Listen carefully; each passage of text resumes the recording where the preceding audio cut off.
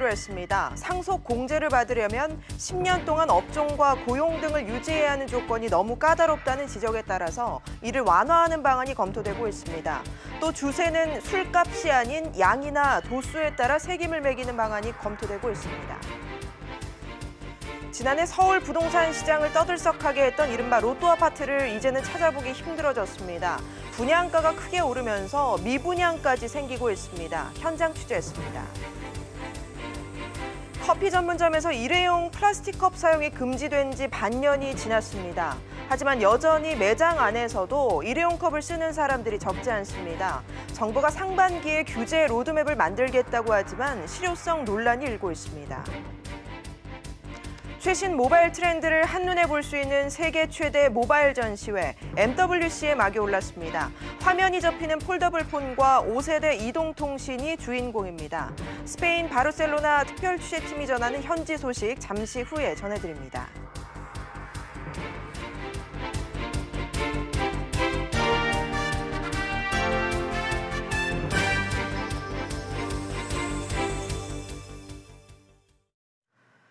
여러분 안녕하십니까? 정부가 가업 상속세와 주세를 손보기로 했습니다. 우선 상속세는 공제 조건을 완화하는 방향으로 오는 4월에 개편안을 내놓을 예정입니다. 재계의 수건을 정부가 받아들이기로 한 건데 한편에선 편법적인 부의 대물림을 조장한다는 우려도 나옵니다. 첫 소식 정인아 기자가 보도합니다. 지난해 11월 구강모 LG그룹 회장을 비롯한 상속인들은 9,200여억 원의 상속세를 납부하겠다고 밝혔습니다. 대기업이기 때문에 감면 없는 상속세율 60%가 적용됐습니다. 하지만 중견 중소기업은 가업 상속 공제를 통해 세금을 대폭 감면받을 수 있습니다. 단 상속 이후 10년간 고용과 업종, 자산 등을 유지해야 합니다. 재계에선 이 조건이 너무 까다롭다면서 요건 완화를 오래전부터 요구해왔습니다. 요즘은 이 액자라는 걸 거의 사양 산업이 됐거든요. 그 기업 같은 경우에는 예를 들어 인테리어 업종으로 변경을 했다. 그러면 이 기업 같은 경우에는 가압상속 공제를 받더라도 가산세까지 다 토해내야 되는 문제가 있는 거죠. 홍남기 경제부총리는 조건이 엄격한 게 사실이라며 가업 유지 기간을 줄이고 업종 변경 요건을 완화하는 세법 개편안을 마련하기로 했습니다. 그리고 제가 해외 사례를 보니까 정말 10년이 다른 나라에 비해서는 조금 엄격한 수준입니다. 그래서 이 10년을 더 하향 조정하는 방안을 적극 검토하고 있다는 말씀을 첫째 드리고요. 하지만 대안 없는 가업 상속 공제 완화가 편법적인 부의 대물림만 부채질할 수 있다는 우려의 목소리도 나오고 있습니다. SBS CNBC 정인아입니다. 정부가 주류에 매기는 세금을 알코올 도수나 술의 양에 따라 정하는 종량제로 전환할 것으로 보입니다. 이런 가운데 재정개혁특별위원회가 경유세 인상을 권고할 것으로 알려져 관심이 주목됩니다. 장가희 기자가 보도합니다. 국산 맥주는 제조 원가에 이윤, 판매 관리비를 더한 출고가를 기준으로 세금이 부과됩니다. 반면 수입 맥주는 관리비, 이윤을 더하기 전 수입 신고가에 맞춰 세금이 부과돼 상대적으로 가격이 저렴합니다. 수입 맥주 4캔에 10,000원이 가능했던 것도 이 때문입니다. 정부는 가격을 기준으로 세금을 매기던 종가세에서 술의 양이나 알코올 농도로 과세하는 종량세로 바꾸기로 하고 4월에 개편안을 내놓기로 했습니다. 종량세가 적용되면 원가 자체가 높던 수제 맥주는 가격이 저렴해질 것으로 보입니다. 수제 맥주 판매하는 업체들의 소매점 가격은 1,000원 이상 인하될 여지가 있죠. 가격 인하 효과나 이런 것들도 있지만 우선 더 좋은 재료를 쓴 맥주를 주세에 부담 없이 개발할 수 있고 판매할 수 있고. 국내 맥주 가격도 지금보단 300원가량 내려갑니다. 반면 낮은 신고가로 세금 절감이 가능했던 수입 맥주 가격은 오를 것으로 보입니다. 이런 가운데 대통령 직속 재정개혁특별위원회가 경유세 인상안이 담긴 세법 개정 권고안을 내놓습니다. 휘발유 경유 상대 가격 논의가 됩니다. 구체적으로 얼마를 조정한다 그런 이야기는. 미세먼지 문제를 해결하고 기후변화에 장기적으로 대응하기 위해서인데 정부는 영세 자영업자 부담이 커진다는 이유로 신중한 입장이어서 진통이 예상됩니다. SBS CNBC 장가입니다.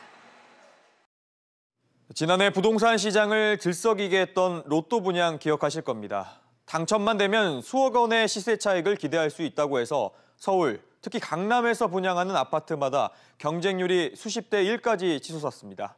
그런데 올해는 분위기가 완전히 바뀌었습니다. 미분양까지 나오는 상황인데요. 왜 그런지 황인표 기자가 취재했습니다. 청약 접수가 시작된 서울 홍제동 한 아파트의 모델하우스입니다. 공급 물량이 가장 많은 전용 면적 84제곱미터 아파트의 분양가가 최고 8억 9천만 원, 발코니 확장비까지 합치면 9억 원이 넘어갑니다. 3.3제곱미터당 2,500만 원쯤 되는데 얼마 전 입주를 시작한 주변 새 아파트와 큰 차이가 없습니다. 2,000에서 2,100 수준으로 갔는데 근데 나 2,500 해가지고 너무 높다. 아파트 분양 가격은 시행사와 주택도시보증공사와의 협의를 통해 결정되는데 지난 1년간 주변 분양가 또는 시세의 110%를 넘지 못하게 돼 있습니다. 그런데 지난해 서울 아파트 값이 평균 8% 넘게 뛰면서 최근 분양가도 덩달아 높이 책정되고 있는 겁니다. 실제 서울 아파트 분양가는 지난해 1월 3.3제곱미터당 2,186만 원에서 올해 1월엔 2,508만 원으로 약 15% 올랐습니다. 분양가가 크게 오르다 보니 최근 서울 화양동에서 진행된 1순위 청약에선 미분양이 발생하기도 했습니다. 최근 서울 집값이 약세로 돌아선 가운데 미분양 물량이 늘어날 경우 공급 주체들이 분양가를 이전보다는 보수적으로 책정할 것으로 예상됩니다. 반대로 서울 새 아파트를 찾는 수요가 워낙 많다 보니 높은 분양가에도 별다른 영향이 없을 것이란 전망도 나옵니다. 실제로 주변 시세에 맞춰 분양했던 서울 용두동의 한 아파트는 이달 초 90가구의 자녀분 모집에 3천여 명이 몰리기도 했습니다. 흐름을 읽기가 그만큼 어려워졌다는 얘기입니다. SBS CNBC 황인표입니다. 지난해 8월부터 커피 전문점 등 매장 안에서 일회용 플라스틱 컵 사용이 금지됐죠. 위반하면 최대 200만 원의 과태료가 부과되는데 규제 시행 7개월이 지난 지금 잘 지켜지고 있을까요? 김정현 기자가 현장 취재했습니다. 서울 상암동의 한 커피 전문점에서 음료를 주문해봤습니다. 바닐라 라떼 아이스로 하나 주세요.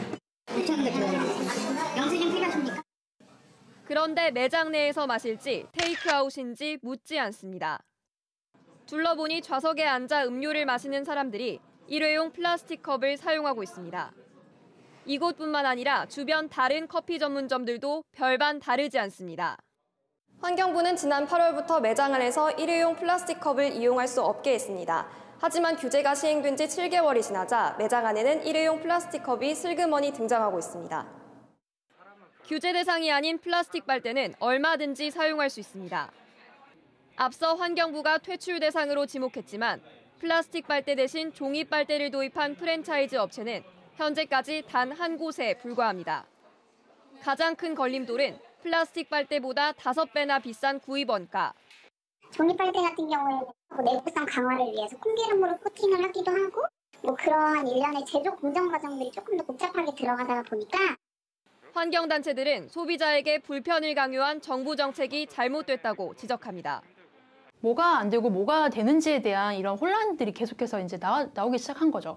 전체적으로 일회용 플라스틱, 일회용품 문제를 이제 해결하기 위한 노력이 먼저 시행이 되고 그 후에 이런 구체적인 품목이 나왔어야 하는데 좀 그 순서가 뒤바뀐 게 아닌가라는. 환경부는 앞으로 일회용 컵 사용에 대한 현장 점검을 상시화하고 올해 상반기 중 규제 로드맵을 마련하겠다고 밝혔습니다. SBS CNBC 김정현입니다. 서울시가 시내 모든 택시 회사들의 월급과 산업금, 복지 관련 정보를 어제부터 의무적으로 공개하도록 했습니다. 당사자인 택시기사들은 이 변화를 어떻게 받아들이고 있을까요? 오수영 기자가 취재했습니다. 기사들에게 산업금을 받지 않는 서울 은천동의 한 택시 회사입니다. 이 회사 택시 121대 중 절반 이상이 교대 시간 전에 회사에 들어와 있습니다. 다른 회사 기사들은 하루에 산업금 이상을 벌어야 수입이 생기지만 이 회사엔 산업금이 없고 월급제로 운영되기 때문에 기사 스스로 정한 하루 목표치만 채우면 일이 끝납니다. 다른 산업금 있는 회사하고 한 30에서 50만 원 차이 나요. 전체적으로 계산하면 금액이 크잖아요. 그렇기 때문에 다른 회사에서 이런 그 제도를 꺼려하는 그런 거지. 서울시가 시내 모든 택시 회사들의 급여와 산합금, 복지제도 등을 인터넷에 공개하기 시작했습니다. 구직자들이 회사 처우 수준을 비교해 볼 수 있는 건 물론이고 최저 수준의 임금을 받는 법인 택시기사들의 근로 조건을 개선하기 위해서입니다. 기사들이 일하는 것에 비해서 이제 그걸 알기 때문에 그동안 몰랐잖아요. 정확히 얼마를 받을 수 있는지를 모르고 취직을 해오셨던 거죠? 네, 그렇죠. 서울시는 아직은 시행 초기라 정보가 부실한 업체들이 있지만 보다 더 상세히 공개하도록 하고 바뀐 내용은 즉시 업데이트되도록 지속적으로 관리하겠다고 밝혔습니다. SBS CNBC 오수영입니다.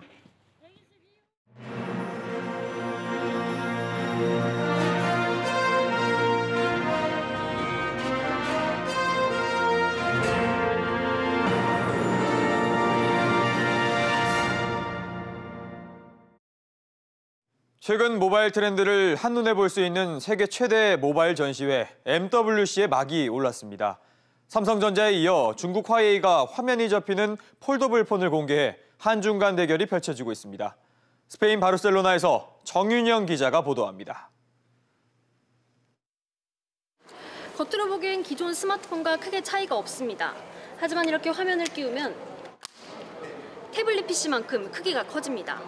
LG전자가 선보인 듀얼 스크린 폰입니다. 기존 6.4인치 화면에 6.2인치 화면을 추가해 새로운 시장을 열겠다는 계획입니다. 듀얼 스크린은 그 가장 멀티태스킹에 최적화되어 있는 구글 맵을 통해서 제 친구한테 문자 메시지를 보낼 수가 있고, 또 하나는 그 동영상을 보면서 SNS로 해가지고 친구한테 그 얘기를 할 수 있고. 여기에 기존 스마트폰에 세계 최초 정맥 인식 기능을 탑재해 지문이 아닌 새로운 인증 방식을 택했습니다. 이에 맞서 중국 업체들도 화면이 접히는 이른바 폴더블 폰 경쟁에 뛰어들었습니다. We always need a more large screen.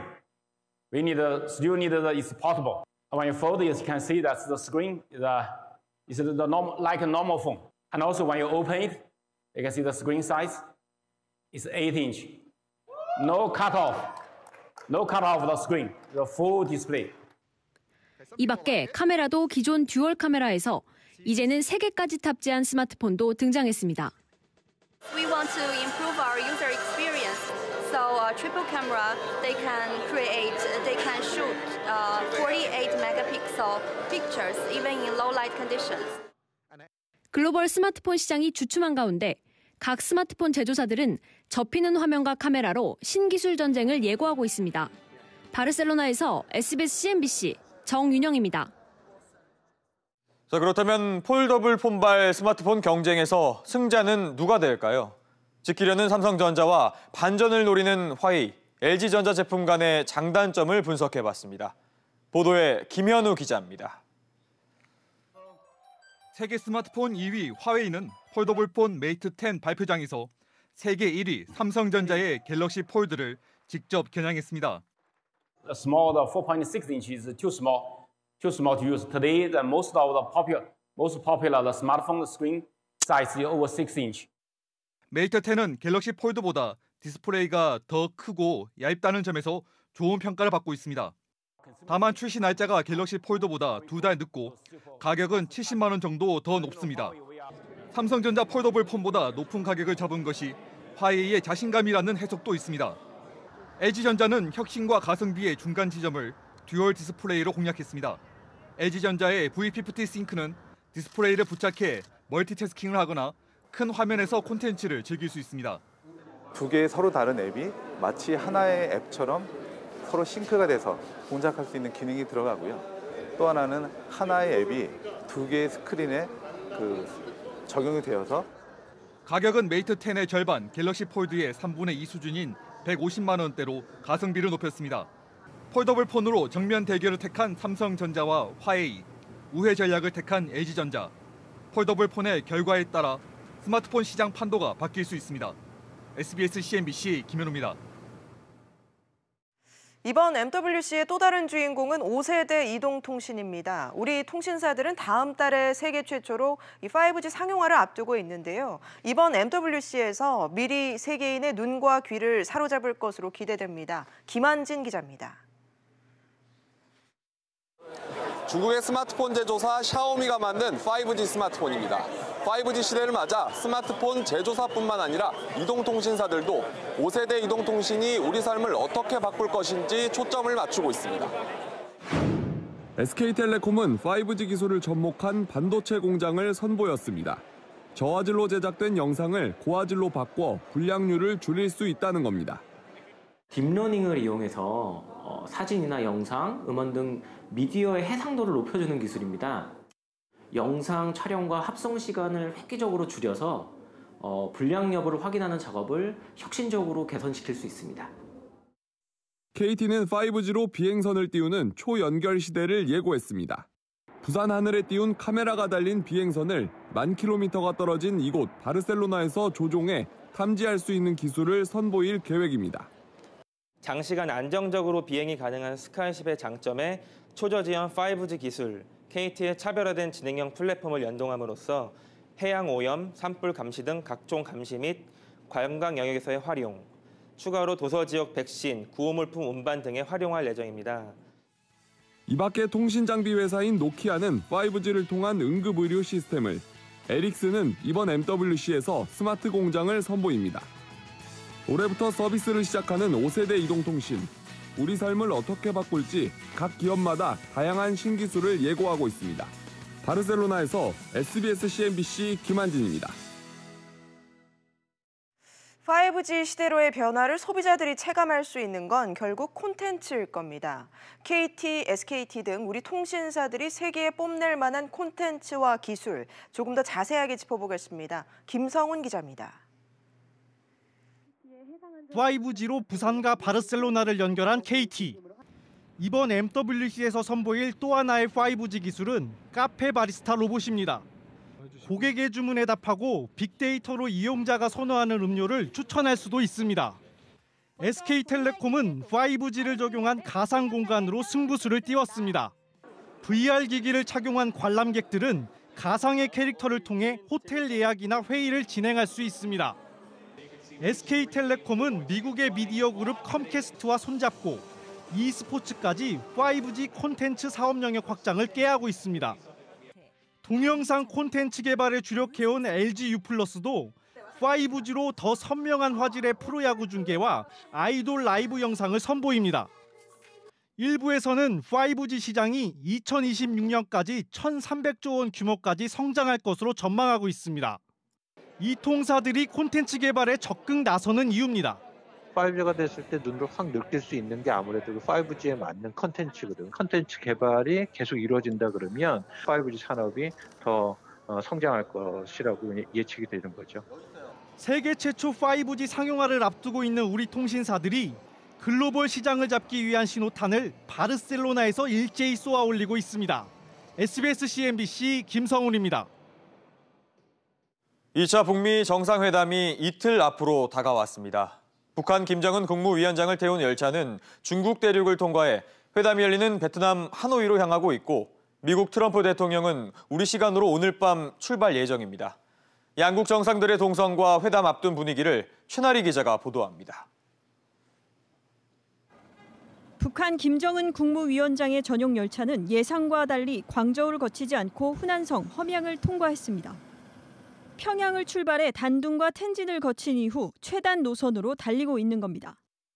이대로라면 난닝과 중국, 베트남 접경지인 핑샹을 거쳐 내일 오전 베트남 랑선성 동당역에 도착할 것이라는 관측이 나옵니다.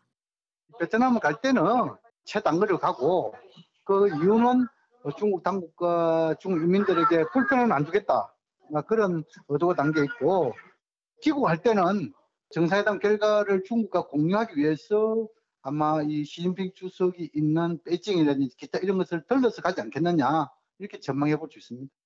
동당역에서부터 하노이까지는 전용 승용차로 이동할 가능성이 큽니다.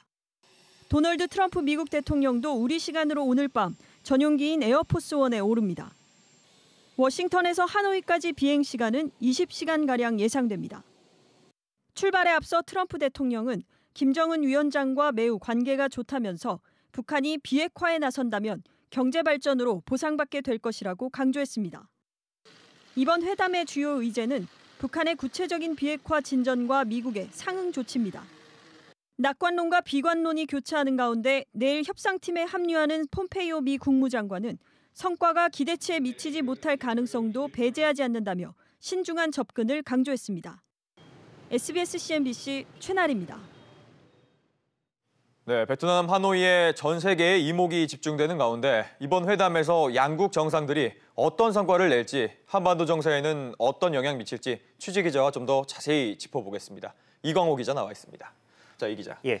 북미 정상이 만남을 좀 앞두고 베트남 현지에서는 준비가 한창이죠? 네, 그렇습니다. 양국 북미 실무진은 지난 21일, 그러니까 나흘 전부터 베트남 현지 하노이에 입성을 해서 활발한 실무 협상을 벌이고 있는데요. 예. 지난 주말에도 미국 대사관과 북한 측 숙소를 중심으로 해서 활발한 움직임이 여러 차례 포착이 되기도 했습니다.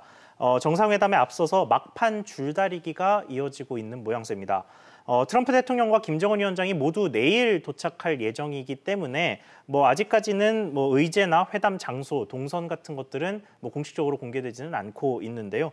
다만 이번 하노이 회담에서는 지난번 1차 싱가포르 북미 정상회담 때보다 조금 더 구체적으로 합의를 볼 수 있을 가능성이 큰 것으로 관측됩니다. 네, 우리 정부의 움직임도 빨라졌더라고요. 이제 문재인 대통령이 오늘 북미 관계 변화에 따른 새로운 한반도 체계를 구축하겠다라고 밝혔죠? 네, 그렇습니다. 오늘 청와대에서 수석보좌관 회의를 열고 한 발언인데요. 문 대통령은 북한의 경제가 개방된다면 주변 국가들과 국제기구 또 국제자본이 참여하게 될 것이라면서 그 과정에서도 주도권을 잃지 않아야 한다고 강조했습니다. 그 내용 직접 들어보시죠. 예. 역사의 변방이 아닌 중심에 서서 전쟁과 대립에서 평화와 공존으로 진영과 이념에서 경제와 번영으로 나아가는 신한반도 체제를 주도적으로 준비하겠습니다. 문 대통령은 오늘 회의에서 주인, 주도권, 또 중심 등의 단어를 적극적으로 사용을 했는데요. 이 한반도 평화체제 이후에 주인공 역할을 하겠다는 의지를 표현한 것으로 해석됩니다. 네, 이에 앞서서 종전선언과 관련된 내용도 나왔죠? 네, 오늘 오전 김의겸 청와대 대변인의 브리핑 자리에서 나왔던 발언인데요. 예. 이번 북미 회담 의제에 종전선언이 포함되느냐는 질문에 대해서 합의될 가능성이 있다며 긍정적인 답변을 내놨습니다. 김 대변인은 전쟁의 당사국인 우리나라와 북한 또 중국과 미국 등 4개국 사이에서 나머지 국가들은 상호 교차해서 종전선언 혹은 그에 준하는 협정을 맺었지만 북한과 미국만 그런 것이 없다라고 설명을 하면서 정식 평화협정이야 이 4개국 당사국들이 모두 모여서 해야겠지만 북미 간의 종전선언만 이루어진다면 실질적으로 당사국들 사이에서는 종전선언이 이루어진 것과 다름없다라는 게 김 대변인의 설명입니다. 그래서 이전 남북정상회담 당시에 채택했던 성명에서 3자, 4자 간 회담을 하겠다라는 내용이 있기는 했지만 북미 간 회담으로도 충분하다는 메시지를 던진 것으로 해석되고 있고요.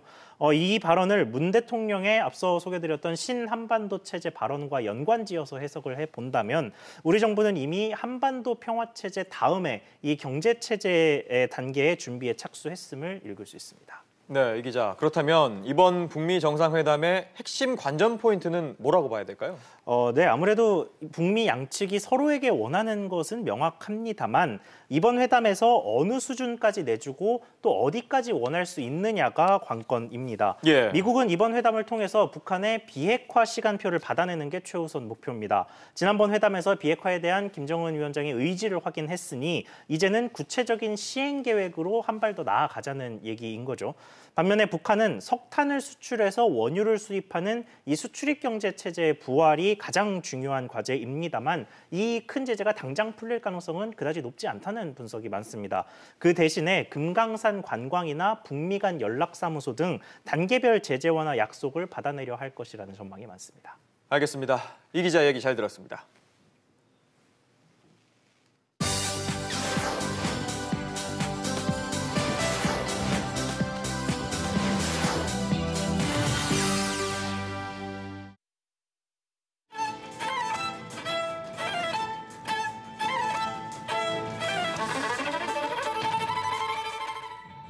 인간의 한계를 뛰어넘는 기교로 악마의 바이올리니스트라 불렸던 파가니니가 뮤지컬 무대에 재현됐습니다. 바이올리니스트이자 배우인 콘은 파가니니의 일생뿐 아니라 신들린 연주까지 소화하며 독보적인 존재감을 드러냅니다. 연주자들은 무브먼트나 액션이 연주에 도움이 되는 액션만 취하게 됩니다. 그래서 소리가 우선인데 뮤지컬에 왔더니 멋있는 포즈와 동작 이런 것들을 많이 요구하게 돼서 최대한 오차를 줄이려는 연습을 많이 했어요. 라 캠파넬라 등 파가니니의 대표곡을 비롯해 파가니니의 음악을 락 클래식으로 재해석한 곡들도 선보입니다. 클래식 공연은 지루하다는 선입견을 깨는 공연이 찾아옵니다. 스페인의 비주얼 아트 그룹 라프라델스 바우스가 소프라노 임선혜와 함께 하이든의 오라토리오 천지창조를 내한 공연합니다.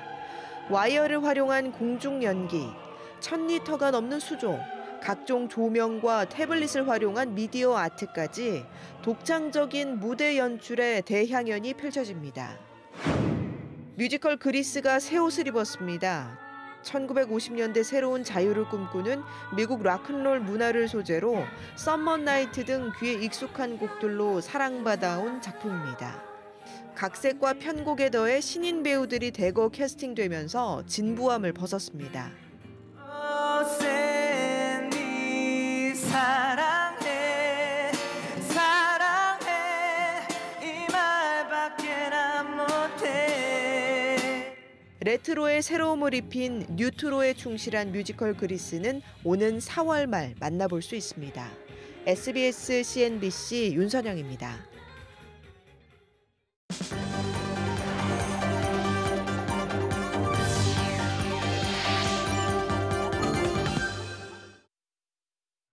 올해 임시정부 100주년을 맞아 국민 10명 중 6명은 오는 4월 11일을 임시공휴일로 지정하는 데 찬성하는 것으로 나타났습니다. 여론조사기관 리얼미터가 성인 남녀 500여 명을 설문조사한 결과 임시공휴일 지정에 대해 찬성은 62%, 반대는 28%로 집계됐습니다. 정부는 임시공휴일 지정을 검토하고 있다고 밝힌 바 있습니다. 고장 위험이 높은 노후 항공기에 대한 정보가 앞으로 투명하게 공개됩니다. 국토교통부는 국적항공사 9곳이 보유한 항공기 10대 중 1대가 20년 이상 된 항공기인 것으로 파악하고 안전 기준을 강화하기로 했습니다. 이에 따라 항공사는 보유 중인 항공기 연식과 노선별 투입 횟수를 국토부 홈페이지에 공개해야 합니다. 직장 폐쇄 기간에 노동자가 불법 쟁의에 참여했다면 결근으로 봐야 한다는 대법원 판결이 나왔습니다. 대법원은 오늘 현대차 협력업체인 유성기업 근로자 270여 명이 회사를 상대로 낸 임금 청구 소송 상고심에서 원고 일부 승소한 원심을 깨고 사건을 대전고법에 돌려보냈습니다. 유성기업 근로자들은 지난 2011년 아산공장과 영동공장 직장 폐쇄로 지급하지 않은 연월차 휴가수당 등을 지급하라면서 회사를 상대로 소송을 냈습니다.